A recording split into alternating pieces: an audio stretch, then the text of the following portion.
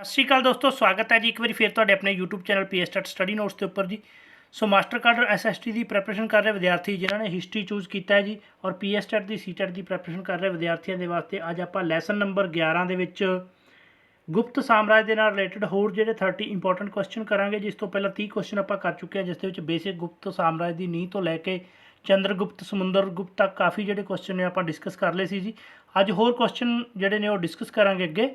ਔਰ ਜਿਸ ਤਰ੍ਹਾਂ ਆਪਣੀ ਕੋਸ਼ਿਸ਼ ਸੀ ਕਿ ਹਰੇਕ ਟੌਪਿਕ ਦੇ ਨਾਲ ਰਿਲੇਟਡ 100+ ਕੁਐਸਚਨ ਆਪਾਂ ਡਿਸਕਸ ਕਰਾਂਗੇ, ਸੋ ਉਸੇ ਤਰ੍ਹਾਂ ਹਰੇਕ ਟੌਪਿਕ ਦੇ ਨਾਲ ਰਿਲੇਟਡ ਆਪਾਂ ਕੁਐਸਚਨ ਕਰ ਰਹੇ ਹਾਂ। ਨਵੇਂ ਵਿਦਿਆਰਥੀ ਚੈਨਲ ਨੂੰ ਸਬਸਕ੍ਰਾਈਬ ਕਰਕੇ ਪਲੇਲਿਸਟ 'ਤੇ ਜਾ ਕੇ ਇਸ ਤੋਂ ਪਹਿਲਾਂ ਜਿੰਨੀਆਂ ਵੀ ਅਪਲੋਡ ਵੀਡੀਓ ਨੇ ਉਹ ਦੇਖ ਸਕਦੇ ਨੇ ਜੀ। ਕਾਫੀ ਹੈਲਪਫੁਲ ਨੇ ਮਾਸਟਰ ਕਾਡਰ ਦੀ ਪ੍ਰੈਪਰੇਸ਼ਨ ਵਾਸਤੇ ਜੀ, ਔਰ ਆਪਣੇ ਵੱਲੋਂ ਪੂਰੀ ਕੋਸ਼ਿਸ਼ ਹੈ। ਬਾਕੀ ਤੁਸੀਂ ਕਮੈਂਟ ਕਰਕੇ ਜ਼ਰੂਰ ਦੱਸਿਆ ਕਰੋ ਕਿ ਤੁਹਾਨੂੰ ਇਹਨਾਂ ਵੀਡੀਓ ਦਾ ਕਿੰਨਾ ਕੁ ਜਿਹੜਾ ਬੈਨੀਫਿਟ ਹੈ ਹੋ ਰਿਹਾ, ਕਿੰਨਾ ਕੁ ਲਾਭ ਮਿਲ ਰਿਹਾ, ਕੋਈ ਫਾਇਦਾ ਹੋ ਰਿਹਾ ਜਾਂ ਨਹੀਂ ਹੋ ਰਿਹਾ, ਕਮੈਂਟ ਕਰਕੇ ਜ਼ਰੂਰ ਦੱਸਿਆ ਕਰੋ ਜੀ।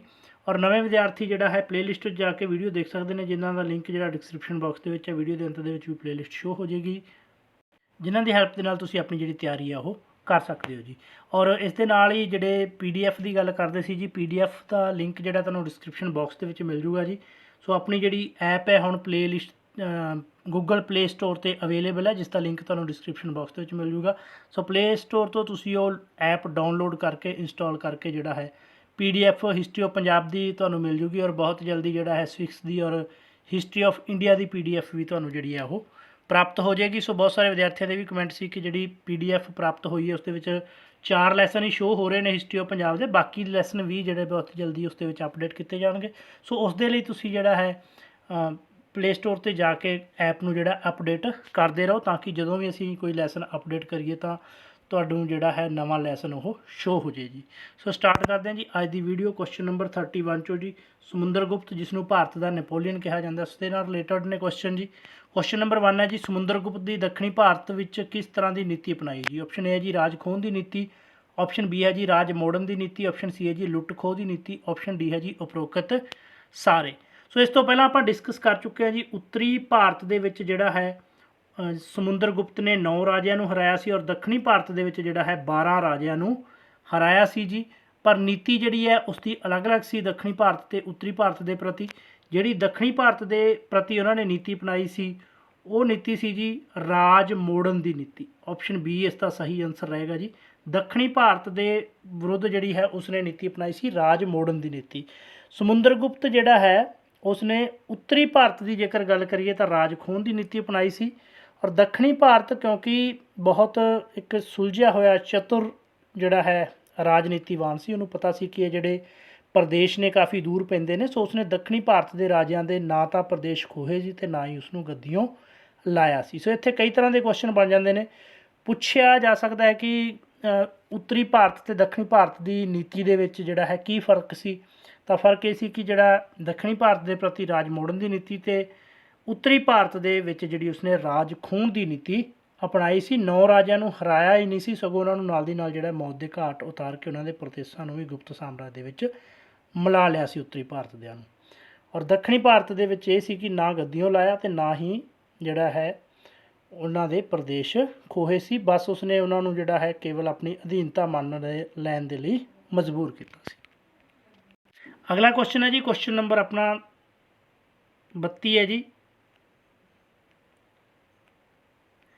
ਲੰਕਾ ਦੇ ਕਿਸ ਰਾਜੇ ਨੇ ਆਪਣੇ ਦੂਤ ਰਾਹੀਂ ਸਮੁੰਦਰਗੁਪਤ ਨੂੰ ਭੇਟਾ ਭੇਜੀ ਅਤੇ ਉਸ ਕੋਲ ਬੋਧੀ ਗਿਆ ਵਿੱਚ ਲੰਕਾ ਦੇ ਭਿਕਸ਼ੂਆਂ ਦੇ ਠਹਿਰਨ ਲਈ ਇੱਕ ਮੱਠ ਬਣਾਉਣ ਦੀ ਆਗਿਆ ਮੰਗੀ ਸੀ।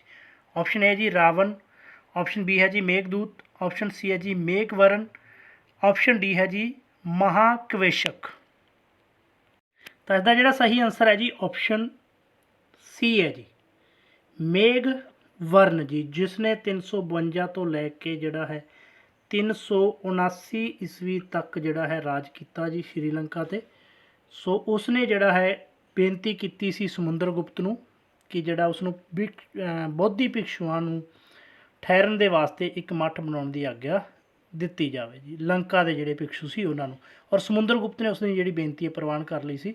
ਇਸ ਲਈ ਜਿਹੜਾ ਹੈ ਮੇਘਵਰਨ ਨੇ ਗਿਆ ਦੇ ਬੋਧੀ ਬਿਰਛ ਦੇ ਨੇੜੇ 3 ਮੰਜ਼ਿਲਾਂ ਦਾ ਇੱਕ ਮੱਠ ਜਿਹੜਾ ਬਣਵਾਇਆ ਸੀ, ਜਿਸ ਦੇ ਵਿੱਚ 6 ਕਮਰੇ ਸੀ ਜੀ। ਸੋ ਕੁਐਸਚਨ ਜਿਹੜਾ ਐਗਜ਼ਾਮ ਦੇ ਵਿੱਚ ਥੋੜ੍ਹਾ ਹੋਰ ਤਰੀਕੇ ਨਾਲ ਪੁੱਛਿਆ ਜਾ ਸਕਦਾ, ਜਿਵੇਂ ਕਿ ਜਿਹੜਾ ਲੰਕਾ ਦਾ ਕਿਹੜਾ ਰਾਜਾ ਜਿਹੜਾ ਹੈ ਸਮੁੰਦਰਗੁਪਤ ਦਾ ਸਮਕਾਲੀ ਸੀ, ਤਾਂ ਇਸ ਦਾ ਸਹੀ ਆਨਸਰ ਆਏਗਾ ਆਪਸ਼ਨ C ਜੀ मेघवर्ण।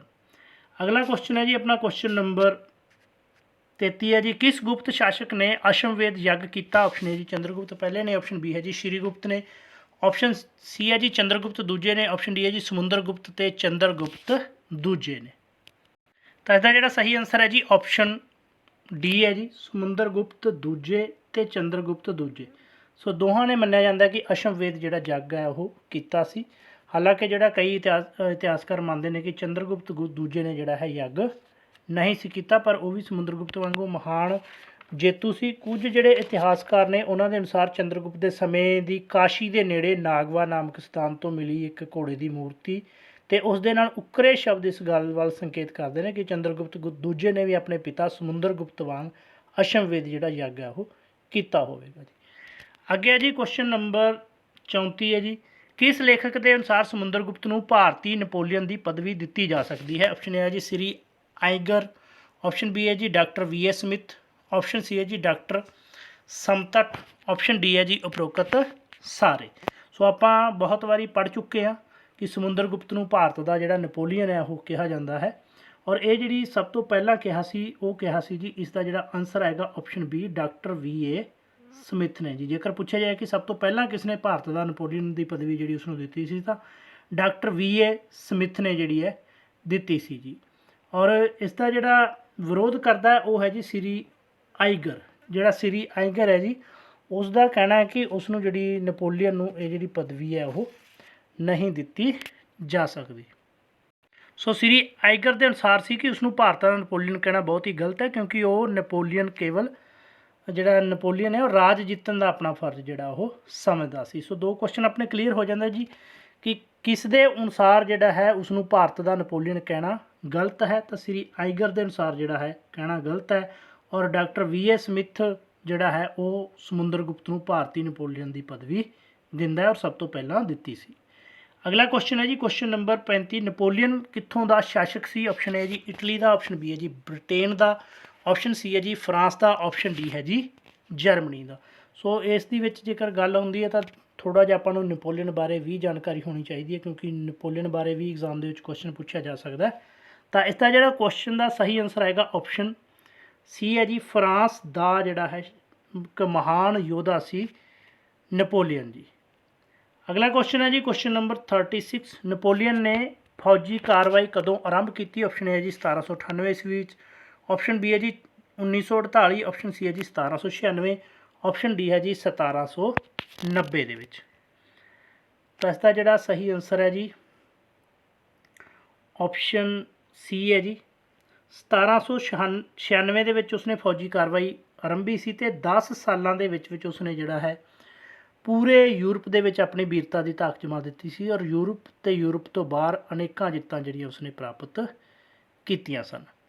अगला क्वेश्चन है जी क्वेश्चन नंबर 37, नपोलीयन ने फ्रांस के सम्राट की पदवी कदों धारण की? ऑप्शन ए जी 1801, ऑप्शन बी है जी 1802, ऑप्शन सी है जी 1803, ऑप्शन डी है जी 1804। तो इसका जोड़ा सही आंसर है जी ऑप्शन डी है जी बिल्कुल 1804 ईस्वी जी। सो 1804 ईस्वी दे विच उसने जी सम्राट की पदवी वो धारण की सी। अगला क्वेश्चन है जी क्वेश्चन नंबर 38, नपोलीयन दी जित्तां दा अंत किहड़ी लड़ाई नाल होया? ऑप्शन ए जी फ्रीडलैंड की लड़ाई, ऑप्शन बी है जी जेना की लड़ाई, ऑप्शन सी है जी वाटरलू की लड़ाई, ऑप्शन डी है जी ऑस्ट्रेलिस की लड़ाई जी।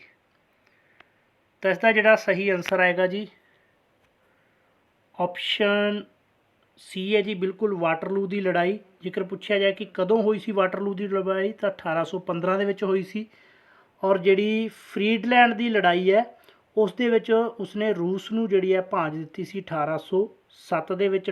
फ्रीडलैंड की जेकर पूछा जाए तो 1807 दे विच। उस तो बाद है जी जेना। सो 1806 ईस्वी दे विच उसने जिहड़ा है प्रीशिया नूं जेना की लड़ाई दे विच हरा के उसकी शक्ति नूं कुचलिया सी जी। और ऑस्ट्रेलिस की लड़ाई दे विच उसने जिहड़ा है 1805 ईस्वी दे विच ऑस्ट्रेलिस की लड़ाई दे विच जिहड़ा उसने रूस ते ऑस्ट्रिया नूं ਹਰਾਇਆ ਸੀ ਜੀ। ਸੋ ਇਸ ਨੂੰ ਅਲੱਗ-ਅਲੱਗ ਤੁਸੀਂ ਨੋਟ ਕਰ ਸਕਦੇ ਹੋ ਜੀ ਵੀਡੀਓ ਨੂੰ ਪੌਜ਼ ਕਰਕੇ। ਫਿਨਲੈਂਡ ਦੀ ਕਦੋਂ ਹੋਈ, ਜਿਨ੍ਹਾਂ ਦੀ ਕਦੋਂ ਹੋਈ ਔਰ ਆਸਟਰੀਆ ਦੀ ਕਦੋਂ ਹੋਈ। ਵਾਟਰਲੂ ਦੀ ਇੰਪੋਰਟੈਂਟ ਹੈ ਕਿਉਂਕਿ ਅੰਤਿਮ ਲੜਾਈ ਸੀ ਉਸਦੀ ਜੋ 1815 ਦੇ ਵਿੱਚ ਹੋਈ। ਅਗਲਾ ਕੁਐਸਚਨ ਹੈ ਜੀ ਕੁਐਸਚਨ ਨੰਬਰ 29। ਸਮੁੰਦਰਗੁਪਤ ਨਾਲ ਸੰਬੰਧਿਤ ਕਿਹੜਾ ਕਥਨ ਸਹੀ ਹੈ? ਆਪਸ਼ਨ ਏ ਹੈ ਜੀ ਉਹ ਉੱਚ ਕੋਟੀ ਦਾ ਕਵੀ ਸੀ ਤੇ ਉਸਨੇ ਕਵੀ ਰਾਜ ਦੀ ਉਪਾਧੀ ਪ੍ਰਾਪਤ ਕੀਤੀ। ਆਪਸ਼ਨ ਬੀ ਹੈ ਜੀ ਉਹ ਮਹਾਨ ਸੰਗੀਤਕਾਰ ਸੀ। ਆਪਸ਼ਨ ਸੀ ਹੈ ਜੀ ਸਮੁੰਦਰਗੁਪਤ ਦੇ ਕੁਝ ਅਜਿਹੇ ਸਿੱਕੇ ਪ੍ਰਾਪਤ ਹੋਏ ਹਨ ਜਿਨ੍ਹਾਂ ਵਿੱਚ ਉਹ ਗੱਦੀ ਤੇ ਬੈਠਾ ਵੀਣਾ ਵਜਾ ਰਿਹਾ ਹੈ। ਤਾਂ ਇਸ ਦਾ ਜਿਹੜਾ ਸਹੀ ਆਨਸਰ ਹੈ ਜੀ ਆਪਸ਼ਨ ਡੀ ਆਊਗਾ ਜੀ ਉਪਰੋਕਤ ਸਾਰੇ। ਸਮੁੰਦਰਗੁਪਤ ਜਿਹੜਾ ਹੈ ਉੱਚ ਕੋਟੀ ਦਾ ਕਵੀ ਸੀ ਜੀ।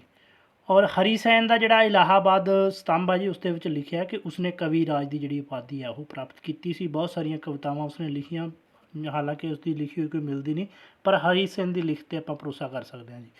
ਦੂਸਰਾ ਹੈ ਕਿ ਮਹਾਨ ਸੰਗੀਤਕਾਰ ਸੀ ਜੀ ਉਹ। ਸਮੁੰਦਰਗੁਪਤ ਦੇ ਸ਼ਾਸਨ ਕਾਲ ਦੇ ਵਿੱਚ ਜਿਹੜਾ ਸੰਗੀਤ ਕਲਾ ਦਾ ਬੜਾ ਵਿਕਾਸ ਹੋਇਆ ਸੀ। ਔਰ ਹਰੀ ਸੈਨ ਦੇ ਕਥਨ ਅਨੁਸਾਰ ਉਹ ਇੰਨਾ ਮਹਾਨ ਸੰਗੀਤਕਾਰ ਸੀ ਕਿ ਉਸਨੇ ਆਪਣੀ ਕਲਾ ਦੀ ਨਿਪੁੰਨਤਾ ਸਦਕਾ ਨਾਰਦ ਅਤੇ ਤੁੰਬਰੂ ਨੂੰ ਵੀ ਜਿਹੜੀ ਮਾਨ ਹੈ ਉਹ ਮਾਤ ਹੈ ਦਿੱਤੀ ਸੀ ਜੀ। ਔਰ ਕਈ ਸਿੱਕੇ ਪ੍ਰਾਪਤ ਹੋਏ ਨੇ ਜਿਸ ਦੇ ਵਿੱਚ ਉਹ ਵੀਣਾ 'ਤੇ ਬੈਠਾ ਜਿਹੜਾ ਹੈ, ਵੀਣਾ ਸਿੱਕਿਆਂ 'ਤੇ ਬੈਠਾ ਜਿਹੜਾ ਹੈ, ਗੱਦੀ 'ਤੇ ਬੈਠਾ ਹੋਇਆ ਵੀਣਾ ਵਜਾ ਰਿਹਾ ਹੈ, ਜਿਸ ਤੋਂ ਪਤਾ ਲੱਗਦਾ ਕਿ ਮਹਾਨ ਸੰਗੀਤਕਾਰ ਸੀ। ਸੋ ਆਪਸ਼ਨ ਡੀ ਆਊਗੀ ਜੀ। ਇੱਕ ਚੀਜ਼ ਯਾਦ ਰੱਖਣੀ ਹੈ ਕਿ ਸੁਨਹਿਰੀ ਯੁੱਗ ਮੰਨਿਆ ਜਾਂਦਾ ਜੀ ਗੁਪਤ ਕਾਲ ਨੂੰ ਭਾਰਤ ਦੇ ਇਤਿਹਾਸ ਦਾ। ਔਰ ਇਸ ਦਾ ਜਸ ਜਿਹੜਾ ਕਾਫੀ ਹੱਦ ਤੱਕ ਸਮੁੰਦਰਗੁਪਤ ਨੂੰ ਹੀ ਪ੍ਰਾਪਤ ਹੈ ਜੀ।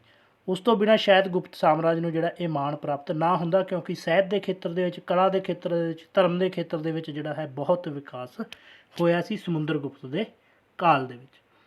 ਅਗਲਾ ਕੁਐਸਚਨ ਹੈ ਜੀ ਕੁਐਸਚਨ ਨੰਬਰ 40। ਮਹਾਯਾਨ ਸੂਤਰਾਲੰਕਾਰ ਦਾ ਲੇਖਕ ਹੈ। ਆਪਸ਼ਨ ਏ ਹੈ ਜੀ ਅਸੰਗ। ਆਪਸ਼ਨ ਬੀ ਹੈ ਜੀ ਹਰੀ ਸੈਨ। ਆਪਸ਼ਨ ਸੀ ਹੈ ਜੀ ਵਸੂਬੰਧ। ਆਪਸ਼ਨ ਡੀ ਹੈ ਜੀ ਅਸੰਗ ਤੇ ਵਸੂਬੰਧੂ। ਤਾਂ ਇਸ ਦਾ ਜਿਹੜਾ ਸਹੀ ਆਨਸਰ ਆਏਗਾ ਜੀ ਆਪਸ਼ਨ ਜੀ ਬਿਲਕੁਲ ਏ ਹੈ ਜੀ ਅਸੰਗ ਜੀ। ਸੋ ਇਹ ਜਿਹੜੇ ਨੇ ਅਸੰਗ ਤੇ ਵਸੂਬੰਧੂ ਜੀ, ਇਹ ਦੋਵੇਂ ਯਾਦ ਰੱਖਣਾ ਹੈ ਕਿ ਉਸਦੇ ਦਰਬਾਰ ਦੇ ਪ੍ਰਸਿੱਧ ਬੋਧੀ ਵਿਦਵਾਨ ਸਨ ਜੋ ਆਪਸ ਦੇ ਵਿੱਚ ਭਰਾ ਸਨ। ਔਰ ਅਸੰਗ ਦੀ ਪ੍ਰਸਿੱਧ ਰਚਨਾ ਜਿਹੜੀ ਹੈ ਮਹਾਯਾਨ ਸੂਤਰਾਲੰਕਾਰ ਸੀ। ਔਰ ਜੇਕਰ ਆਪਾਂ ਵਸੂਬੰਧੂ ਦੀ ਗੱਲ ਕਰੀਏ ਤਾਂ ਉਸਦੀ ਜਿਹੜੀ ਪ੍ਰਸਿੱਧ ਸੀ ਰਚਨਾ ਉਹ ਸੀ ਜੀ ਅਭਿਧਰਮ ਮਕੋਸ਼। ਸੋ ਉਸਨੇ ਲਿਖਿਆ ਜੀ। ਨੈਕਸਟ ਹੈ ਜੀ ਕੁਐਸਚਨ ਨੰਬਰ 41 ਹੈ ਜੀ। ਸਮੁੰਦਰਗੁਪਤ ਦੇ ਸਿੱਕਿਆਂ 'ਤੇ ਕਿਸ ਦੇਵੀ ਦੀਆਂ ਮੂਰਤੀਆਂ ਅੰਕਿਤ ਹਨ? ਆਪਸ਼ਨ ਏ ਹੈ ਜੀ ਦੁਰਗਾ। ਆਪਸ਼ਨ ਬੀ ਹੈ ਜੀ ਲక్ష్ਮੀ। ਆਪਸ਼ਨ ਸੀ ਹੈ ਜੀ ਗੰਗਾ। ਆਪਸ਼ਨ ਡੀ ਹੈ ਜੀ ਉਪਰੋਕਤ ਸਾਰੇ ਜੀ। ਤਾਂ ਇਸ ਦਾ ਜਿਹੜਾ ਸਹੀ ਆਨਸਰ ਆਏਗਾ ਜੀ ਬਿਲਕੁਲ ਆਪਸ਼ਨ ਡੀ ਹੈ ਜੀ ਉਪਰੋਕਤ ਸਾਰੇ ਜੀ। ਉਪਰੋਕਤ ਸਾਰੇ ਆਊਗਾ ਜੀ ਆਪਸ਼ਨ ਡੀ। ਸੋ ਉਸਦੇ ਜਿਹੜੇ ਸਿੱਕੇ ਨੇ ਉਸਦੇ ਉੱਤੇ ਦੁਰਗਾ, ਲక్ష్ਮੀ, ਗੰਗਾ ਔਰ ਇਸ ਤੋਂ ਇਲਾਵਾ ਜਿਹੜਾ ਹੈ ਵਿਸ਼ਨੂੰ, ਗਰੁੜ ਜਿਹੜੇ ਹਿੰਦੂ ਦੇਵੀ ਦੇਵਤੇ ਨੇ, ਸੋ ਉਹਨਾਂ ਦੇ ਜਿਹੜੇ ਸਿੱਕੇ ਦੇ ਉੱਤੇ ਅੰਕਿਤ ਨੇ ਜੀ। ਗੁਰੜ ਦੀ ਮੂਰਤੀ ਮਿਲੀ ਹੈ, ਵਿਸ਼ਨੂੰ ਦੇਵਤਾ ਦੇ ਨਾਲ ਰਿਲੇਟਡ ਮੂਰਤੀ ਮਿਲੀ ਹੈ। ਔਰ ਮੁੱਖ ਵਿਸ਼ੇਸ਼ਤਾ ਉਸਦੇ ਸਿੱਕਿਆਂ ਦੀ ਹੈ ਕਿ ਨਿਰੋਲ ਭਾਰਤੀ ਸਨ ਜੀ। ਨੈਕਸਟ ਹੈ ਜੀ ਕੁਐਸਚਨ ਨੰਬਰ ਆਪਣਾ 42। ਸਮੁੰਦਰਗੁਪਤ ਕਿਸ ਧਰਮ ਨੂੰ ਮੰਨਣ ਵਾਲਾ ਸੀ? ਆਪਸ਼ਨ ਏ ਹੈ ਜੀ ਇਸਲਾਮ। ਆਪਸ਼ਨ ਬੀ ਹੈ ਜੀ ਜੈਨ ਧਰਮ। ਆਪਸ਼ਨ ਸੀ ਹੈ ਜੀ ਹਿੰਦੂ ਧਰਮ। ਆਪਸ਼ਨ ਡੀ ਹੈ ਜੀ ਬੁੱਧ ਧਰਮ। ਤਾਂ ਇਸ ਦਾ ਜਿਹੜਾ ਸਹੀ ਆਨਸਰ ਹੈ ਜੀ ਆਪਸ਼ਨ ਸੀ ਹੈ ਜੀ ਬਿਲਕੁਲ ਹਿੰਦੂ ਧਰਮ ਦੇ ਨਾਲ, ਬ੍ਰਾਹਮਣ ਧਰਮ ਦੇ ਨਾਲ ਜਿਹੜਾ ਹੈ ਸੰਬੰਧ ਰੱਖਦਾ ਸੀ, ਜਿਵੇਂ ਕਿ ਉਸਦੇ ਸਿੱਕਿਆਂ ਤੋਂ ਇਹ ਚੀਜ਼ ਸਪਸ਼ਟ ਹੈ। ਔਰ ਇਸ ਤੋਂ ਇਲਾਵਾ ਉਸਨੇ ਜਿਹੜਾ ਹੈ ਕੱਟੜ ਹਿੰਦੂ ਸਮਰਾਟ ਦੀ ਤਰ੍ਹਾਂ ਅਸ਼ਮਵੇਦ ਯੱਗ ਵੀ ਜਿਹੜਾ ਉਸਨੇ ਕੀਤਾ ਸੀ। ਔਰ ਇਸ ਮੌਕੇ 'ਤੇ ਬ੍ਰਾਹਮਣਾਂ ਨੂੰ ਕਾਫੀ ਗਿਣਤੀ ਦੇ ਵਿੱਚ ਜਿਹੜੇ ਸੋਨੇ ਦੇ ਸਿੱਕੇ ਉਹ ਵੰਡੇ ਸੀ ਜੀ। ਉਸ ਤੋਂ ਇਲਾਵਾ ਗਊਆਂ ਵੀ ਦਾਨ ਕੀਤੀਆਂ ਸੀ ਜੀ। ਅਗਲਾ ਕੁਐਸਚਨ ਹੈ ਜੀ ਕੁਐਸਚਨ ਨੰਬਰ ਆਪਣਾ 43। ਸਮੁੰਦਰਗੁਪਤ ਨੇ ਕਿਸ ਭਾਸ਼ਾ ਨੂੰ ਅਪਣਾਇਆ? ਆਪਸ਼ਨ ਏ ਜੀ ਹਿੰਦੀ ਭਾਸ਼ਾ। ਆਪਸ਼ਨ ਬੀ ਹੈ ਜੀ ਫਾਰਸੀ ਭਾਸ਼ਾ। ਆਪਸ਼ਨ ਸੀ ਹੈ ਜੀ ਸੰਸਕ੍ਰਿਤ ਭਾਸ਼ਾ। ਆਪਸ਼ਨ ਡੀ ਹੈ ਜੀ ਉਰਦੂ ਭਾਸ਼ਾ। ਤਾਂ ਇਸ ਦਾ ਜਿਹੜਾ ਸਹੀ ਆਨਸਰ ਹੈ ਜੀ ਆਪਸ਼ਨ ਸੀ ਹੈ ਜੀ, ਕਿਉਂਕਿ ਹਿੰਦੂ ਸ਼ਾਸਕ ਸੀ। ਔਰ ਸੰਸਕ੍ਰਿਤ ਜਿਹੜੀ ਹੈ ਹਿੰਦੂਆਂ ਦੀ ਜਿਹੜੀ ਹੈ ਪਵਿੱਤਰ ਭਾਸ਼ਾ ਮੰਨਿਆ ਜਾਂਦਾ। ਸੋ ਇਸ ਕਰਕੇ ਉਸਨੇ ਹਿੰਦੂ ਧਰਮ ਦੀ ਪਵਿੱਤਰ ਭਾਸ਼ਾ ਸੰਸਕ੍ਰਿਤ ਨੂੰ ਅਪਣਾਇਆ ਅਤੇ ਇਸ ਦੇ ਜਿਹੜਾ ਸਾਹਿਤ ਸੀ ਉਸ ਨੂੰ ਉਤਸ਼ਾਹਿਤ ਕੀਤਾ ਜੀ। ਨੈਕਸਟ ਹੈ ਜੀ ਕੁਐਸਚਨ ਨੰਬਰ 44 ਜੀ। ਹੇਠ ਲਿਖੇ ਕਥਨਾਂ 'ਤੇ ਵਿਚਾਰ ਕਰੋ। ਆਪਸ਼ਨ ਏ ਹੈ ਜੀ ਸਮੁੰਦਰਗੁਪਤ ਨੇ ਧਾਰਮਿਕ ਸਹਿਣਸ਼ੀਲਤਾ ਦੀ ਨੀਤੀ ਅਪਣਾਈ। ਆਪਸ਼ਨ ਬੀ ਹੈ ਜੀ ਅਸ਼ਵਮੇਧ ਯੱਗ ਦੇ ਅਵਸਰ ਤੇ ਚੰਦਰਗੁਪਤ ਨੇ ਸੋਨੇ ਦੇ ਸਿੱਕੇ ਚਾਲੂ ਕੀਤੇ। ਆਪਸ਼ਨ ਸੀ ਹੈ ਜੀ ਸਮੁੰਦਰਗੁਪਤ ਅਸ਼ੋਕ ਵਾਂਗ ਸ਼ਾਂਤੀ ਤੇ ਅਹਿੰਸਾ ਦੀ ਨੀਤੀ ਤੇ ਵਿਸ਼ਵਾਸ ਰੱਖਦਾ ਸੀ। ਆਪਸ਼ਨ ਡੀ ਹੈ ਜੀ ਉਪਰੋਕਤ ਸਾਰੇ ਜੀ।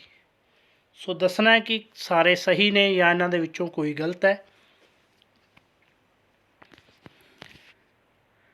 ਤਾਂ इसका सही आंसर है जी ऑप्शन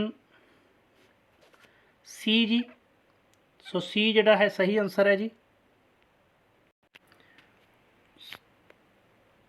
ਸਮੁੰਦਰਗੁਪਤ ਅਸ਼ੋਕ ਤੇ ਵਾਂਗ ਸ਼ਾਂਤੀ ਤੇ ਅਹਿੰਸਾ ਦੀ ਨੀਤੀ ਦੇ ਵਿੱਚ ਜਿਹੜਾ ਵਿਸ਼ਵਾਸ ਨਹੀਂ ਸੀ ਰੱਖਦਾ ਸੀ। ਇਹ ਚੀਜ਼ ਨੂੰ ਯਾਦ ਰੱਖਣਾ।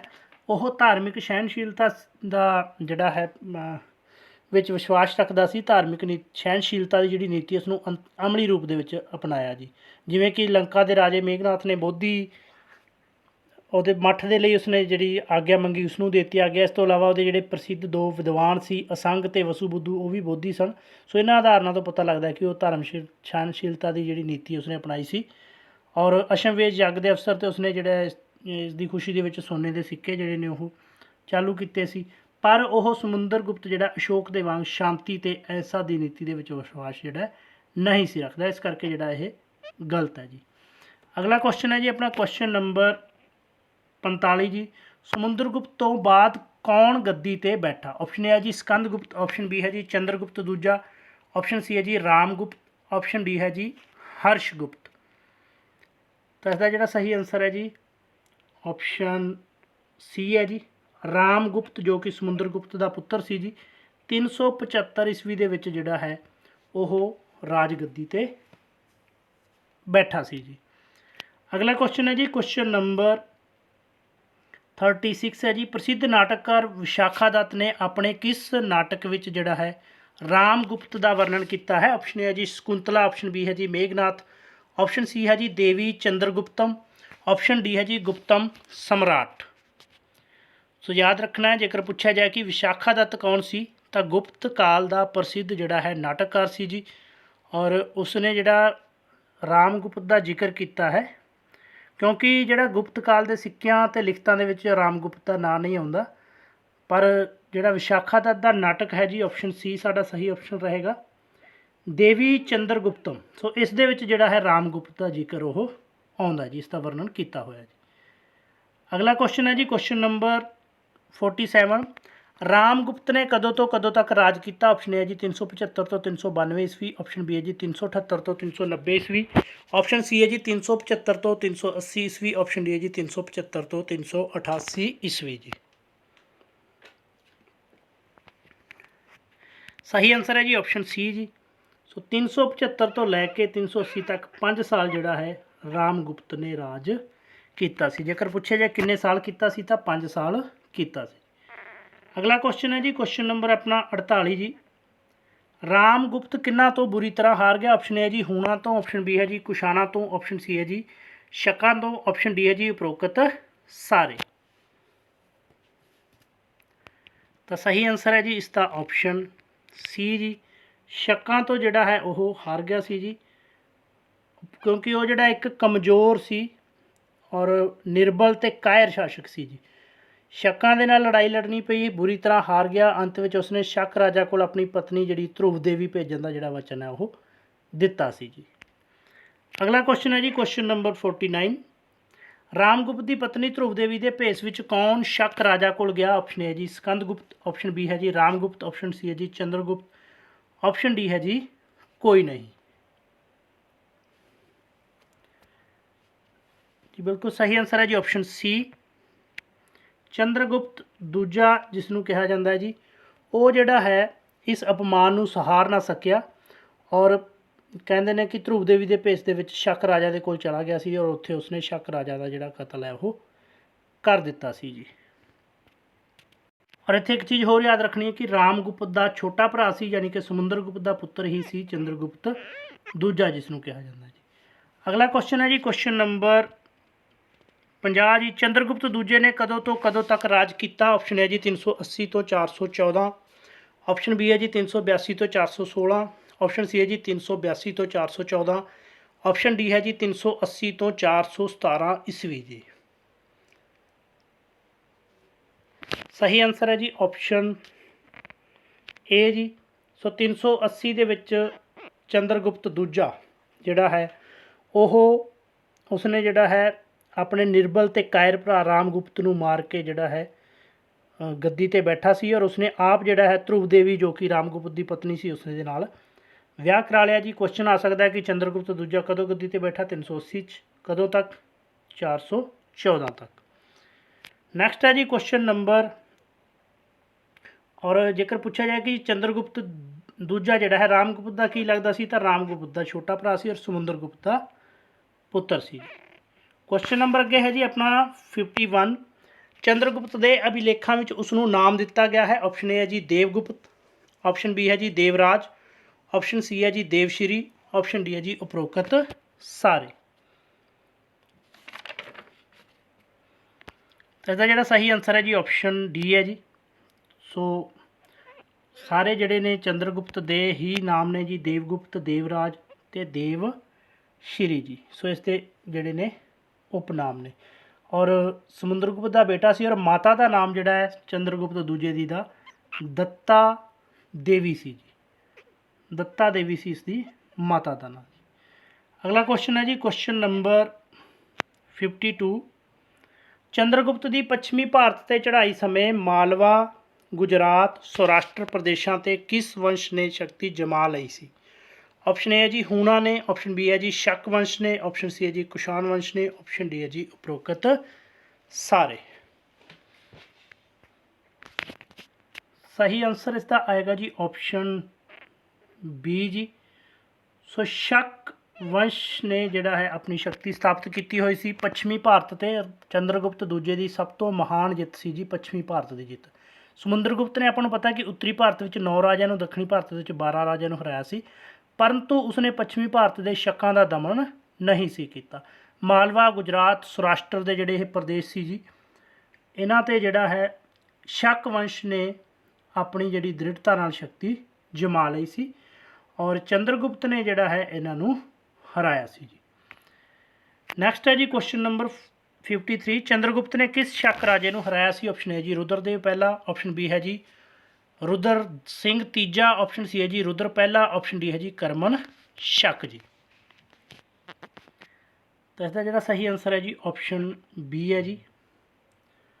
ਸੋ ਆਪਸ਼ਨ ਬੀ ਰੁਦਰ ਸਿੰਘ ਤੀਜਾ। ਇਸ ਦੇ ਜਿਹੜਾ ਪੂਰੇ ਪ੍ਰਮਾਣ ਨਹੀਂ ਮਿਲਦੇ ਕਿ ਕਦੋਂ ਹਰਾਇਆ ਸੀ, ਪਰ 395 ਤੋਂ 400 ਈਸਵੀ ਦੇ ਵਿਚਾਲੇ ਜਿਹੜਾ ਹੈ ਰੁਦਰ ਸਿੰਘ ਤੀਜੇ ਨੂੰ ਜਿਹੜਾ ਹੈ ਹਰਾਇਆ ਸੀ ਜੀ, ਜੋ ਕਿ ਸ਼ਕ ਰਾਜਾ ਸੀ। ਔਰ ਵਿਸ਼ਾਲ ਸੈਨਾ ਦੇ ਨਾਲ ਚੰਦਰਗੁਪਤ ਦੂਜੇ ਨੇ ਆਪਣੇ ਮੰਤਰੀ ਸਾਬ ਵੀਰ ਸੈਨ, ਸੋ ਸਾਬ ਵੀਰ ਸੈਨ ਸੀ ਜੀ ਉਸਦਾ ਮੰਤਰੀ ਦਾ ਰਾਜਾ, ਸੋ ਉਸ ਦੇ ਨਾਲ ਮੰਤਰੀ ਜੀ ਚੰਦਰਗੁਪਤ ਦਾ, ਉਸ ਦੇ ਨਾਲ ਜਿਹੜਾ ਹੈ ਉਸਨੇ ਸ਼ਕ ਰਾਜ 'ਤੇ ਚੜ੍ਹਾਈ ਕੀਤੀ ਸੀ ਜੀ। ਨੈਕਸਟ ਹੈ ਜੀ, ਔਰ ਰੁਦਰਦੱਤ ਨੂੰ ਜਿਹੜਾ ਹੈ ਹਰਾ ਕੇ ਮੌਤ ਦੇ ਘਾਟ ਉਤਾਰ ਦਿੱਤਾ ਸੀ। ਅਗਲਾ ਕੁਐਸਚਨ ਹੈ ਜੀ 54। ਪੱਛਮੀ ਭਾਰਤ ਦੀ ਜਿੱਤ ਤੋਂ ਬਾਅਦ ਚੰਦਰਗੁਪਤ ਨੇ ਕਿਹੜੀ ਉਪਾਧੀ ਗ੍ਰਹਿਣ ਕੀਤੀ? ਆਪਸ਼ਨ ਹੈ ਜੀ ਸ਼ਾਕੀਰ, ਆਪਸ਼ਨ ਬੀ ਹੈ ਜੀ ਵਿਕਰਮਾਦਿੱਤ, ਆਪਸ਼ਨ ਸੀ ਹੈ ਜੀ ਸਮਰਾਟ, ਆਪਸ਼ਨ ਡੀ ਹੈ ਜੀ ਏ ਤੇ ਬੀ ਦੋਨੋਂ। ਤਾਂ ਇਸਦਾ ਸਹੀ ਆਨਸਰ ਆਏਗਾ ਜੀ ਆਪਸ਼ਨ ਡੀ ਜੀ। ਸੋ ਉਸਨੇ ਜਿਹੜੀ ਹੈ ਸ਼ਕਾਰ, ਜਿਸ ਦਾ ਅਰਥ ਹੈ ਸ਼ਕਾਂ ਨੂੰ ਮਾਰਨ ਵਾਲਾ, ਔਰ ਵਿਕਰਮਾਦਿੱਤ ਜਿਸ ਦਾ ਅਰਥ ਹੈ ਵੀਰਤਾ ਦਾ ਸੂਰਜ। ਜੇਕਰ ਵਿਕਰਮਾਦਿੱਤਿਆ ਦਾ ਅਰਥ ਪੁੱਛਿਆ ਜਾਏ ਤਾਂ ਇਸ ਦਾ ਅਰਥ ਹੈ ਵੀਰਤਾ ਦਾ ਸੂਰਜ। ਸੋ ਇਹ ਜਿਹੜੀਆਂ ਦੋਨੋਂ ਉਪਾਧੀਆਂ ਨੇ ਉਸਨੇ ਗ੍ਰਹਿਣ ਕੀਤੀਆਂ ਸਨ ਉੱਤਰੀ ਭਾਰਤ ਦੀ ਜਿੱਤ ਪਿੱਛੋਂ। ਕੁਐਸਚਨ ਆ ਸਕਦਾ ਹੈ ਕਿ ਪੱਛਮੀ ਭਾਰਤ, ਸੋ ਪੱਛਮੀ ਭਾਰਤ ਦੀ ਜਿੱਤ ਪਿੱਛੋਂ ਜੀ ਪੁੱਛਿਆ ਜਾ ਸਕਦਾ ਕਿ ਇਸ ਜਿੱਤ ਪਿੱਛੋਂ ਜਿਹੜਾ ਹੈ ਚੰਦਰਗੁਪਤ ਦੂਜੇ ਨੇ ਜਿਹੜਾ ਹੈ ਵਿਕਰਮਾਦਿੱਤ ਦੀ ਉਪਾਧੀ ਧਾਰਨ ਕੀਤੀ। ਤਾਂ ਪੱਛਮੀ ਭਾਰਤ ਦੀ ਜਿੱਤ ਤੋਂ ਬਾਅਦ ਜਿਹੜੀ ਵਿਕਰਮਾਦਿੱਤ ਦੀ ਉਪਾਧੀ ਧਾਰਨ ਕੀਤੀ, ਔਰ ਵਿਕਰਮਾਦਿੱਤ ਦਾ ਅਰਥ ਹੈ ਵੀਰਤਾ ਦਾ ਸੂਰਜ। ਅਗਲਾ ਕੁਐਸਚਨ ਹੈ ਜੀ ਕੁਐਸਚਨ ਨੰਬਰ 55। ਪੱਛਮੀ ਭਾਰਤ ਦੀ ਜਿੱਤ ਤੋਂ ਪਿੱਛੋਂ ਕਿਹੜੀਆਂ ਬੰਦਰਗਾਹਾਂ ਗੁਪਤ ਸਾਮਰਾਜ ਦੇ ਅਧੀਨ ਆ ਗਈਆਂ ਜੀ? ਆਪਸ਼ਨ ਏ ਹੈ ਜੀ ਕੈਬੇ ਤੇ ਬੜੋਚ, ਆਪਸ਼ਨ ਬੀ ਹੈ ਜੀ ਪੋਰਬੰਦਰ ਤੇ ਦਵਾਰਕਾ, ਆਪਸ਼ਨ ਸੀ ਹੈ ਜੀ ਕੈਬੇ ਤੇ ਪੋਰਬੰਦਰ, ਆਪਸ਼ਨ ਡੀ ਹੈ ਜੀ ਪੋਰਬੰਦਰ ਤੇ ਬੜੋਚ, ਆਪਸ਼ਨ ਈ ਹੈ ਜੀ ਆਪਣੇ ਕੋਲ ਉਪਰੋਕਤ ਸਾਰੀਆਂ ਜੀ। ਇਸ ਦਾ ਸਹੀ ਆਨਸਰ ਆਏਗਾ ਜੀ ਆਪਸ਼ਨ ਡੀ ਜੀ, ਉਪਰੋਕਤ ਸਾਰੀਆਂ ਜਿਹੜੀਆਂ ਬੰਦਰਗਾਹਾਂ ਸੀ, ਜਿਸ ਦੇ ਵਿੱਚ ਕੈਬੇ, ਬੜੋਚ, ਦਵਾਰਕਾ, ਸੋ ਔਰ ਪੋਰਬੰਦਰ ਜੀ, ਸੋ ਇਹ ਚਾਰੇ ਬੰਦਰਗਾਹ ਜਿਹੜੀਆਂ ਇਹ ਗੁਪਤ ਸਾਮਰਾਜ ਦੇ ਅਧੀਨ ਆ ਗਈਆਂ, ਜਿਸ ਦੇ ਨਾਲ ਵਿਦੇਸ਼ਾਂ ਦੇ ਨਾਲ ਭਾਰਤ ਦਾ ਵਪਾਰ ਦਿਨ ਦੁੱਗਣੀ ਤੇ ਰਾਤ ਚੌਗਣੀ ਉਨਤੀ ਜਿਹੜੀ ਆ ਕਰਨ ਲੱਗਾ ਜੀ। ਅਗਲਾ ਕੁਐਸਚਨ ਹੈ ਜੀ ਕੁਐਸਚਨ ਨੰਬਰ 56। ਚੰਦਰਗੁਪਤ ਨੇ ਕਿਸ ਪ੍ਰਸਿੱਧ ਨਗਰ ਨੂੰ ਆਪਣੀ ਦੂਜੀ ਰਾਜਧਾਨੀ ਬਣਾਇਆ? ਆਪਸ਼ਨ ਹੈ ਜੀ ਮਗਧ, ਆਪਸ਼ਨ ਬੀ ਹੈ ਜੀ ਉਜੈਨ, ਆਪਸ਼ਨ ਸੀ ਹੈ ਜੀ ਟੈਕਸਿਲਾ, ਆਪਸ਼ਨ ਡੀ ਹੈ ਜੀ ਸਵਰਨਗਿਰੀ। ਸੋ ਚੰਦਰਗੁਪਤ ਦੂਜੇ ਦੀ ਜਿਹੜੀ ਮੇਨ ਰਾਜਧਾਨੀ ਸੀ ਜੀ ਉਹ ਪਾਟਲੀਪੁੱਤਰ ਸੀ, ਬਟ ਜਿਹੜਾ ਦੂਜੀ ਰਾਜਧਾਨੀ ਉਹਨਾਂ ਨੇ ਬਣਾਇਆ ਉਹ ਬਣਾਇਆ ਸੀ ਜੀ ਆਪਸ਼ਨ ਬੀ ਆਪਣਾ ਸਹੀ ਆਨਸਰ ਰਹੇਗਾ ਜੀ ਉਜੈਨ ਨੂੰ। ਪੱਛਮੀ ਭਾਰਤ ਦੀ ਜਿੱਤ ਤੋਂ ਬਾਅਦ ਹੀ ਜਿਹੜਾ ਹੈ ਉਜੈਨ ਗੁਪਤ ਸਾਮਰਾਜ ਦੇ ਅਧੀਨ ਆ ਗਿਆ ਸੀ, ਔਰ ਜਲਦੀ ਹੀ ਇਹ ਜਿਹੜਾ ਨਗਰ ਹੈ ਸਾਮਰਾਜ ਦੀ ਸੰਸਕ੍ਰਿਤੀ ਤੇ ਧਾਰਮਿਕ ਉਨਤੀ ਦਾ ਕੇਂਦਰ ਬਣ ਗਿਆ, ਔਰ ਇਸ ਨੂੰ ਜਿਹੜਾ ਹੈ ਦੂਜੀ ਰਾਜਧਾਨੀ ਬਣਾ ਲਿਆ ਸੀ ਚੰਦਰਗੁਪਤ ਦੂਜੇ ਨੇ। ਅਗਲਾ ਕੁਐਸਚਨ ਹੈ ਜੀ ਕੁਐਸਚਨ ਨੰਬਰ 57। ਕਿਸ ਸਤੰਭ ਤੋਂ ਪਤਾ ਲੱਗਦਾ ਹੈ ਕਿ ਚੰਦਰ ਨਾਮੀ ਰਾਜੇ ਨੇ ਵੰਗ ਅਤੇ ਵਹਿਲਕਾ ਦੇ ਵਿਰੁੱਧ ਸਫਲਤਾਪੂਰਵਕ ਯੁੱਧ ਕੀਤਾ? ਆਪਸ਼ਨ ਏ ਹੈ ਜੀ ਇਲਾਹਾਬਾਦ, ਆਪਸ਼ਨ ਬੀ ਹੈ ਜੀ ਹਾਥੀ ਗੁਫਾ ਅਭਿਲੇਖ, ਆਪਸ਼ਨ ਸੀ ਹੈ ਜੀ ਮਹਿਰੌਲੀ ਵਿੱਚ ਲੋਹ ਸਤੰਭ, ਆਪਸ਼ਨ ਡੀ ਹੈ ਜੀ ਕੋਈ ਨਹੀਂ।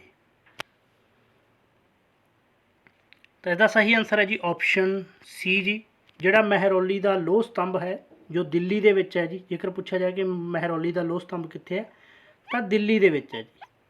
ਔਰ ਇਸ ਤੋਂ ਜਿਹੜਾ ਹੈ ਇਸ ਦੇ ਵਿੱਚ ਇੱਕ ਜ਼ਿਕਰ ਕੀਤਾ ਹੋਇਆ, ਇਸ ਸਤੰਭ ਦੇ ਉੱਤੇ ਲਿਖਿਆ ਹੋਇਆ ਕਿ ਚੰਦਰ ਨਾਮੀ ਰਾਜੇ ਨੇ ਵੰਗ ਤੇ ਵਹਿਲਕਾ ਵਿਰੁੱਧ ਸਫਲਤਾਪੂਰਵਕ ਯੁੱਧ ਕੀਤੇ, ਔਰ ਅੱਜ ਕੱਲ੍ਹ ਦੇ ਬਹੁਤ ਇਤਿਹਾਸਕਾਰ ਇਹ ਮੰਨਦੇ ਨੇ ਕਿ ਚੰਦਰ ਰਾਜਾ ਜਿਹੜਾ ਕੋਈ ਹੋਰ ਨਹੀਂ ਸੀ, ਉਹ ਚੰਦਰਗੁਪਤ ਦੂਜਾ ਹੀ ਸੀ ਜੀ। ਅਗਲਾ ਕੁਐਸਚਨ ਹੈ ਜੀ ਕੁਐਸਚਨ ਨੰਬਰ 58। ਵੰਗ ਪ੍ਰਦੇਸ਼ ਸੀ, ਆਪਸ਼ਨ ਹੈ ਜੀ ਪੱਛਮੀ ਬੰਗਾਲ ਦਾ, ਆਪਸ਼ਨ ਬੀ ਹੈ ਜੀ ਪੂਰਬੀ ਬੰਗਾਲ ਦਾ, ਆਪਸ਼ਨ ਸੀ ਹੈ ਜੀ ਮਗਧ ਦਾ, ਆਪਸ਼ਨ ਡੀ ਹੈ ਜੀ ਦੱਖਣੀ ਬੰਗਾਲ ਦਾ। ਤੇ ਇਹਦਾ ਸਹੀ ਆਨਸਰ ਹੈ ਜੀ ਆਪਸ਼ਨ ਬੀ ਜੀ। ਸੋ ਪੂਰਬੀ ਬੰਗਾਲ ਦਾ ਪ੍ਰਦੇਸ਼ ਹੈ ਜੀ ਵੰਗ, ਜਿੱਥੇ ਕੋਈ ਦੁਸ਼ਮਣਾਂ ਨੇ ਚੰਦਰਗੁਪਤ ਦੇ ਵਿਰੁੱਧ ਜਿਹੜਾ ਗੁੱਟ ਬਣਾ ਲਿਆ ਸੀ, ਔਰ ਚੰਦਰਗੁਪਤ ਨੇ ਜਿਹੜਾ ਉਹਨਾਂ ਨੂੰ ਹਰਾ ਦਿੱਤਾ ਸੀ ਜੀ। ਔਰ ਇਸ ਦੀ ਜਾਣਕਾਰੀ ਮਹਿਰੌਲੀ ਦੇ ਸਤੰਭ ਤੋਂ ਮਿਲਦੀ ਹੈ ਜੀ। ਕੁਐਸਚਨ ਨੰਬਰ ਅੱਗੇ ਹੈ ਜੀ 59। ਚੰਦਰਗੁਪਤ ਨੇ ਨਾਗ ਵੰਸ਼ ਦੇ ਰਾਜੇ ਦੀ ਪੁੱਤਰੀ ਨਾਲ ਵਿਆਹ ਕੀਤਾ ਸੀ, ਜਿਸ ਦਾ ਨਾਮ ਸੀ, ਆਪਸ਼ਨ ਹੈ ਜੀ ਕੁਬੇਰ ਦੇਵੀ, ਆਪਸ਼ਨ ਬੀ ਹੈ ਜੀ ਕੁਬੇਰ ਰਾਣੀ, ਆਪਸ਼ਨ ਸੀ ਹੈ ਜੀ ਪਦਮਾ ਰੂਪੀ, ਆਪਸ਼ਨ ਡੀ ਹੈ ਜੀ ਕੁਬੇਰ ਨਾਗ ਜੀ। ਸੋ ਬਹੁਤ ਹੀ ਇੱਕ ਚਤਰ ਕੂਟਨੀਤੀਵਾਨ ਸੀ ਸਮੁੰਦਰਗੁਪਤ, ਯਾਨੀ ਕਿ ਜੋ ਕਿ ਉਸ ਦਾ ਪਿਤਾ ਸੀ ਚੰਦਰਗੁਪਤ ਦਾ, ਉਸ ਦੇ ਵਾਂਗੂ। ਔਰ ਉਸਨੇ ਵੀ ਜਿਸ ਤਰ੍ਹਾਂ ਚੰਦਰਗੁਪਤ ਪਹਿਲੇ ਨੇ ਨੀਤੀ ਅਪਣਾਈ ਸੀ, ਲਿਛਵੀ ਵੰਸ਼ ਦੀ ਰਾਜਕੁਮਾਰੀ ਦੇ ਨਾਲ ਵਿਆਹ ਕੀਤਾ ਸੀ ਚੰਦਰਗੁਪਤ ਪਹਿਲੇ ਨੇ। ਸੋ ਇੱਕ ਵਿਆਹ ਸੰਬੰਧ ਬਣਾ ਕੇ ਜਿਹੜਾ ਅੱਛੇ ਸੰਬੰਧ ਸਥਾਪਿਤ ਕੀਤੇ ਸੀ ਕੂਟਨੀਤੀਵਾਨ। ਉਸੇ ਤਰ੍ਹਾਂ ਚੰਦਰਗੁਪਤ ਦੂਜੇ ਨੇ ਵੀ ਜਿਹੜਾ ਹੈ ਨਾਗ ਵੰਸ਼ ਦੀ ਪੁੱਤਰੀ ਸੀ ਜੀ, ਨਾਗ ਵੰਸ਼ ਦੇ ਰਾਜੇ ਦੀ, ਔਰ ਉਸਦਾ ਨਾਮ ਸੀ ਜੀ ਕੁਬੇਰ ਨਾਗ, ਜਿਸ ਦੇ ਨਾਲ ਵਿਆਹ ਸੰਬੰਧ ਜਿਹੜੇ ਸਥਾਪਿਤ ਕਰਕੇ ਆਪਣੇ ਜਿਹੜੇ ਅੱਛੇ ਰਿਲੇਸ਼ਨ ਦੂਜੇ ਸਟੇਟਸ ਦੇ ਨਾਲ ਬਣਾਏ ਸੀ ਜੀ। ਸੋ ਵੰਸ਼ ਬਾਰੇ ਪੁੱਛਿਆ ਜਾ ਸਕਦਾ ਕਿ ਕਿਸ ਵੰਸ਼ ਦੇ ਨਾਲ ਸੰਬੰਧ ਬਣਾਏ, ਵਿਆਹ ਸੰਬੰਧ ਬਣਾਏ, ਤਾਂ ਨਾਗ ਵੰਸ਼ ਦੇ ਨਾਲ ਜੀ। ਔਰ ਰਾਣੀ ਦਾ ਨਾਮ ਪੁੱਛਿਆ ਜਾਵੇ ਕਿ ਕਿਸ ਦੇ ਨਾਲ ਵਿਆਹ ਕਰਵਾਇਆ ਸੀ, ਤਾਂ ਕੁਬੇਰ ਨਾਗ ਦੇ ਨਾਲ। ਅਗਲਾ ਜੀ ਕੁਐਸਚਨ ਨੰਬਰ ਆਪਣਾ 60 ਹੈ ਜੀ। ਚੰਦਰਗੁਪਤ ਦੂਜੇ ਨੇ ਆਪਣੀ ਪੁੱਤਰੀ ਪ੍ਰਭਾਵਤੀ ਦਾ ਵਿਆਹ ਕਿਸ ਵੰਸ਼ ਦੇ ਰਾਜੇ ਨਾਲ ਕੀਤਾ ਜੀ? ਆਪਸ਼ਨ ਹੈ ਜੀ ਨਾਗ ਵੰਸ਼, ਆਪਸ਼ਨ ਬੀ ਹੈ ਜੀ ਕੁਸ਼ਾਣ ਵੰਸ਼, ਆਪਸ਼ਨ ਸੀ ਹੈ ਜੀ ਵਾਕਾਟਕ ਵੰਸ਼, ਆਪਸ਼ਨ ਡੀ ਹੈ ਜੀ ਨੰਦ ਵੰਸ਼। ਤਾਂ ਇਸਦਾ ਸਹੀ ਆਨਸਰ ਆਏਗਾ ਜੀ ਆਪਸ਼ਨ ਸੀ ਜੀ ਵਾਕਾਟਕ ਵੰਸ਼ ਦੇ ਰਾਜੇ ਰੁਦਰਸੈਨ ਦੂਜੇ ਦੇ ਨਾਲ ਜਿਹੜਾ ਹੈ ਚੰਦਰਗੁਪਤ ਨੇ ਆਪਣੀ ਪੁੱਤਰੀ ਪ੍ਰਭਾ ਦੇਵੀ ਦਾ ਵਿਆਹ ਕੀਤਾ ਸੀ, ਜੋ ਕਿ ਕੁਬੇਰ ਨਾਗ ਜੋ ਹੈ ਉਸ ਦੀ ਪੁੱਤਰੀ ਸੀ ਜੀ। ਸੋ ਕੁਬੇਰ ਨਾਗ ਜਿਹੜੀ ਉਸ ਦੀ ਪਤਨੀ ਸੀ ਚੰਦਰਗੁਪਤ ਦੀ, ਉਸ ਦੀ ਪੁੱਤਰੀ ਸੀ ਜਿਹੜੀ ਹੈ ਪ੍ਰਭਾਵਤੀ, ਔਰ ਉਸ ਦਾ ਵਿਆਹ ਉਸਨੇ ਕੀਤਾ ਸੀ ਵਾਕਾਟਕ ਵੰਸ਼ ਦੇ ਰਾਜੇ ਰੁਦਰਸੈਨ ਦੂਜੇ ਦੇ ਨਾਲ ਜੀ। ਸੋ ਇਹ ਸੀ ਜੀ ਅੱਜ ਦੇ ਆਪਣੇ ਇੰਪੋਰਟੈਂਟ 30 ਕੁਐਸਚਨ ਜੀ, ਜਿਸ ਦੇ ਨਾਲ ਕਾਫੀ ਕੁਝ ਗੁਪਤ ਸਾਮਰਾਜ ਦਾ ਜਿਹੜਾ ਕਲੀਅਰ ਹੋ ਗਿਆ। 60 ਕੁਐਸਚਨ ਆਪਾਂ ਹੋ ਚੁੱਕੇ ਨੇ, ਔਰ ਪ੍ਰਸ਼ਾਸਨ ਦੇ ਨਾਲ ਸੰਬੰਧਿਤ ਜਿਹੜੇ ਨੇ ਹੋਰ 40 ਕੁਐਸਚਨ ਆਪਾਂ ਡਿਸਕਸ ਕਰਾਂਗੇ, ਜਿਸ ਦੇ ਨਾਲ ਆਪਣਾ 100 ਹਰੇਕ ਟੌਪਿਕ ਦਾ 100+ ਕੁਐਸਚਨ ਕਰਨ ਦਾ ਜਿਹੜਾ ਟਾਰਗੇਟ ਆ ਉਹ ਕੰਪਲੀਟ ਹੋ ਜਾਊਗਾ ਜੀ। ਔਰ ਵੀਡੀਓ ਵਧੀਆ ਲੱਗੇ ਤਾਂ ਪਲੀਜ਼ ਵੱਧ ਤੋਂ ਵੱਧ ਸ਼ੇਅਰ ਲਾਈਕ ਔਰ ਜ਼ਰੂਰ ਕਰਿਓ ਜੀ। ਔਰ ਪੰਜਾਬੀ ਦੀ PDF PSTET ਜਿਹੜਾ ਹੈ ਹਿਸਟਰੀ ਆਫ ਪੰਜਾਬ ਦੇ ਜਿਹੜੇ ਆਪਣੇ ਟੌਪਿਕ ਨੇ ਸਾਰੇ ਕਲੀਅਰ ਨੇ। ਸੋ 15 ਦੇ 15 ਲੈਸਨ ਦੀ PDF ਦਾ ਲਿੰਕ ਜਿਹੜਾ ਤੁਹਾਨੂੰ ਡਿਸਕ੍ਰਿਪਸ਼ਨ ਬਾਕਸ ਦੇ ਵਿੱਚ ਮਿਲ ਜੂਗਾ ਜੀ। ਹਾਲਾਂਕਿ 5 ਲੈਸਨ 4 ਸ਼ੋ ਹੋ ਰਹੇ ਨੇ, ਬਾਕੀ ਦੇ ਵੀ ਬਹੁਤ ਜਲਦੀ ਜਿਹੜੇ ਨੇ ਅਪਲੋਡ ਕਰ ਦਿੱਤੇ ਜਾਣਗੇ ਜੀ। ਉਸ ਦੇ ਲਈ ਤੁਸੀਂ ਐਪ ਨੂੰ ਅਪਡੇਟ ਕਰਦੇ ਰਹਿਣਾ ਜੀ। ਔਰ ਬਹੁਤ ਜਲਦੀ ਹਿਸਟਰੀ ਆਫ ਇੰਡੀਆ ਸਵਿਕਸ ਦੇ ਵੀ ਨੋਟਿਸ ਜਿਹੜੇ ਤੁਹਾਨੂੰ PDF ਦੇ ਰੂਪ ਦੇ ਵਿੱਚ, ਐਪ ਦੇ ਰੂਪ ਦੇ ਵਿੱਚ ਮਿਲ ਜਾਣਗੇ ਜੀ। So thank you for watching the video.